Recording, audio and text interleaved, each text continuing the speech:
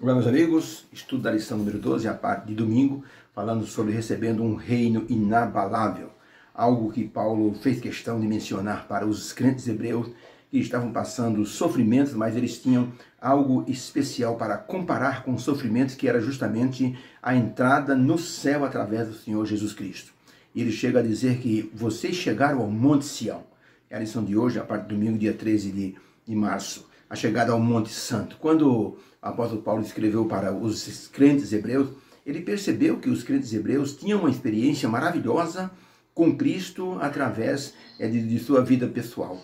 E eles chegaram então a dizer que eles estavam sofrendo por amor a Jesus. Paulo ficou impressionado, porque a experiência deles estavam contando para os outros. Podemos até dizer que eles não estavam tirando vantagens daquilo que eles estavam tendo na vida espiritual. Quando Madame Curie, ela descobriu o raio-x, foi um benefício maravilhoso para a ciência médica. E alguém disse para Madame Curie, por que a senhora não patenteia a sua invenção? Vai ganhar muito dinheiro com isso. Ela disse, patentear minha invenção? De forma alguma. Fiz isso para benefício da humanidade, que as pessoas utilizem com toda alegria. Eu tenho certeza que vai ser de muita utilidade para o mundo inteiro. O mesmo aconteceu com Vital Brasil, o médico brasileiro, mineiro, que começou a estudar o soro antiofídico para mordidas de cobra. E ele fez a base do curare. O curare é uma espécie de sua substância que os índios utilizavam, no Amazonas principalmente, para curar aquelas ferimentos feitos a flecha. Eles faziam flechas e na ponta das flechas colocavam veneno de cobra. Mas quando uma pessoa acidentalmente, um índio, por exemplo, se feria com a ponta de uma flecha, era preciso usar um remédio, vamos dizer, um antídoto. E eles faziam a base de curare, eles faziam a base de plantas, seiva de plantas.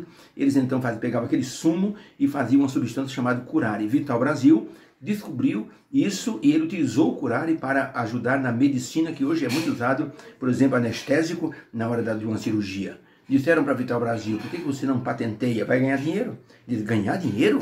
Com aquilo que deve beneficiar a humanidade? De forma alguma. Quem quiser que use para benefício das pessoas doentes. Olha que pensamento maravilhoso dessas duas pessoas. Era a experiência dos crentes hebreus. Haviam descoberto um estado espiritual maravilhoso, como se fosse um reavivamento, em vez de eles se recolherem e dizerem para si mesmos, nós estamos numa posição maravilhosa perante Deus. Vamos guardar isso aqui para a gente. Não, eles contaram isso para as pessoas e por isso eles foram perseguidos, porque inundaram Jerusalém da doutrina, do testemunho a respeito do Senhor Jesus Cristo. Paulo percebeu isso. Escreveu para eles da seguinte forma, pergunta número 1, que privilégio o apóstolo Paulo descreveu sobre os crentes hebreus? Aqui está, Hebreus 12, verso 24, ele diz assim, mas vocês chegaram ao Monte Sião, a cidade do Deus vivo, a Jerusalém celestial e aos muitos milhares de anjos. Vocês chegaram na universal assembleia dos santos, na igreja dos primogênitos, e vocês estão inscritos nos céus. E vocês pertencem a Deus, o juiz de todos. Vocês viram os espíritos dos justos aperfeiçoados. Vocês viram a Jesus, o mediador da nova aliança, cujo sangue da aspersão é melhor do que o sangue do justo Abel. Paulo, então, para a pergunta, que privilégio o apóstolo Paulo descreveu para os crentes hebreus? Resposta, Paulo falou que os crentes haviam chegado pela fé ao Monte Sião, chegado na Assembleia dos Santos. Haviam chegado na presença do próprio Jesus Cristo, mediador e sacerdote do céu por todos nós. Paulo dizia, isso é um privilégio muito grande. Chegar a um estado espiritual que vocês estão chegando, poucas pessoas conseguem chegar. Por isso vocês devem ficar felizes, alegres. Se compararmos o que vocês estão sofrendo com aquilo que vocês têm de espiritual, o sofrimento não é nada. Por isso o apóstolo Paulo diz, vocês não sofreram até o sangue. Vocês sofreram perseguições, mas alcançaram um estado espiritual muito grande. Nós podemos alcançar essa situação, esse nível espiritual, hoje em dia, em nosso tempo, do jeito que nós estamos, temos que fugir do pecado. O apóstolo Paulo diz assim, deixe o pecado, o embaraço, que tão de perto nos rodeia, e sigamos com fé a carreira que nos está proposta, olhando para Jesus, o autor e consumador da nossa fé. Muito interessante a expressão usada pelo apóstolo Paulo de que os hebreus haviam chegado ao Monte Sião. Isso contém um grande contraste com os sofrimentos e injúrias que eles estavam passando. Ou seja, Paulo estava assim, fazendo um contraste. Vocês sofreram bastante, mas vejam onde vocês chegaram espiritualmente. E o apóstolo, em sua descrição, ele fala da glória que os crentes conseguiram conquistar. Ele cita primeiro o Monte Sião, pois é o lugar que o Senhor escolheu para o seu descanso. No Salmo 132, versos 13 e 14, diz que o Senhor está no seu santo monte, está descansando no Monte Sião. E no Salmo 2, 102, depois no Salmo 110, é citado o Monte Sião pelo menos umas 3, 4 vezes, falando que é o lugar do monte, é o monte do Senhor. É onde o Senhor Deus faz assim a sua audiência, onde o Senhor Deus descansa, onde o Senhor Deus faz o seu juízo. Então, o Monte Sião é símbolo de glória, é símbolo do céu. Por isso o apóstolo Paulo diz, vocês chegaram ao Monte Sião. Ou seja, vocês chegaram ao topo da fé, ao topo, ao clímax do momento espiritual. Por isso, Ellen White, ao comentar aquilo que o apóstolo João, ele no livro do Apocalipse falou que os santos, os salvos vão estar sobre o Monte Sião e vão cantar o cântico do Cordeiro e o cântico de Moisés. Comentando sobre isso, no livro Atos dos Apóstolos, na página 602, Ellen White comenta da seguinte forma, lá no Monte Sião, os remidos saudarão aqueles que os conduziram ao Salvador. E todos se unirão no louvor àquele que morreu para que os seres humanos pudessem ter a vida que se mede com a vida de Deus. O conflito está terminado. As tribulações e lutas chegaram ao fim.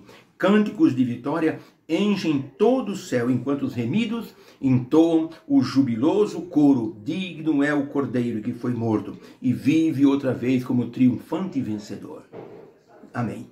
Deus seja louvado por essa expressão de Ellen White, falando que no céu haverá essa reunião maravilhosa dos salvos, e os salvos vão saudar aqueles que os conduziram ao Senhor Jesus Cristo. Uma espécie de gratidão. Obrigado porque você me trouxe para Jesus, porque eu estou aqui no céu, porque eu estou nessa assembleia gloriosa louvando o nosso Salvador. O sonho de viver na Cidade Santa, na Nova Jerusalém, não é mais um sonho para aqueles que aceitaram Jesus como Salvador. Se torna uma realidade através da nova aliança. É verdade que os cristãos ainda não viram fisicamente a Nova Jerusalém, mas através do Senhor Jesus Cristo, pela fé. O apóstolo Paulo diz, vocês já estão na Nova Jerusalém. Basta apenas Jesus concretizar isso através de sua segunda vinda e levar os salvos para o céu. Hoje, os salvos têm permissão para viver e agir como se tivesse visto Deus glorioso, como se tivesse estado na presença dele, testemunhar que o Deus é um Deus poderoso, bondoso, cheio de graça. Nós não merecemos nada porque somos pecadores, mas a graça de Deus nos aceita, nos justifica e nos dá então a promessa da vida eterna. E nos dá condições de um dia estarmos assim, não como hóspedes, mas como moradores da Cidade Santa. Uma mulher foi na casa de uma amiga e a amiga disse assim, olha, você pode ficar aqui, nós vamos sair um pouquinho para fazer compra, fique aqui, você é nossa hóspede. E ela ficou lá num quarto, mas quando ela tentou ir para a cozinha, a porta estava fechada. Tentou ir para a sala, a porta estava fechada. Ela só tinha o quarto dela para ela ficar. Eu disse, o que é isso? Eu estou numa casa como hóspede e não tenho acesso a nada. Sabe o que ela fez? Trancou o quarto dela, saiu pela porta da frente, foi-se embora e deixou um bilhete. Não me agrada estar numa casa onde eu sou uma estranha. Eu não sou nem uma hóspede e nem uma moradora. No céu, o cristão não vai ser hóspede, vai ser um morador. Vai andar nas ruas de ouro. Sabe, o ouro hoje, ele é o metal mais precioso.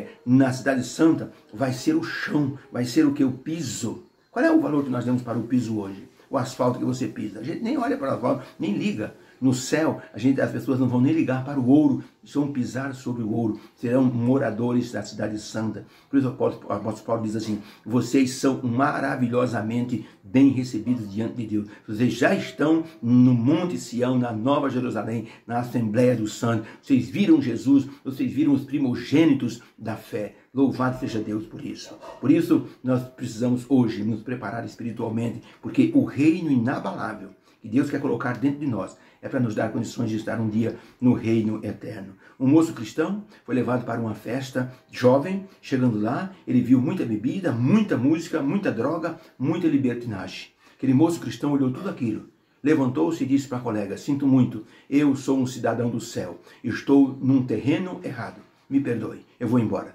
Levantou-se e foi embora para a casa dele. Isso é o que acontece com uma pessoa que já tem o reino inabalável dentro de si. Ele se sente cidadão do céu e não compactua com aquilo que pode ofender a presença de Deus na vida dele.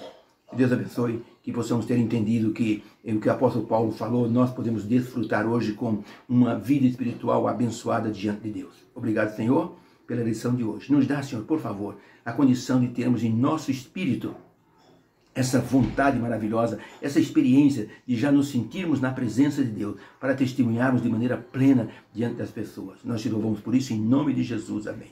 Fica com Deus. Tenha um domingo feliz com sua família. Um beijo no coração. Amém.